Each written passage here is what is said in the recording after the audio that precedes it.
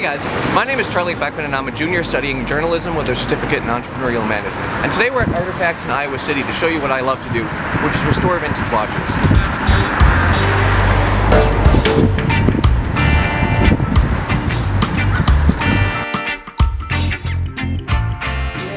So Artifacts has been here for around 25 years, and every week they get thousands of new items, everything from antique candlesticks to vintage clothing.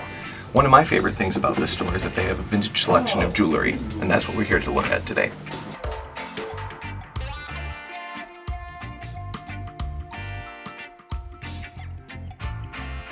I really found out about Artifacts for the first time when I was a senior in high school. I came here with my family, and as we were walking around, we walked by this store and I said, wow. I think I always had an appreciation for older things, but when I first got to college, I bought a bag of watch parts from Artifacts, actually. And that was one of the contributing factors that got me into watches in the first place. Oh yeah, so there's a number of Facebook groups that I'm a part of that, people post whatever watch they're not wearing anymore as much, or something that the group might be interested in.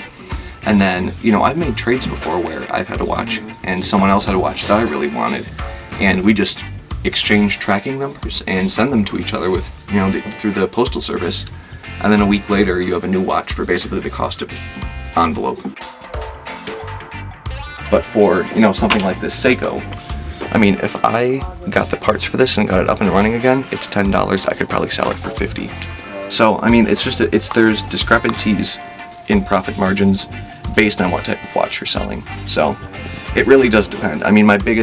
My biggest profit, I would say, was from that Longines I was talking about earlier. I bought it at a thrift store for $5 and I sold it for $500.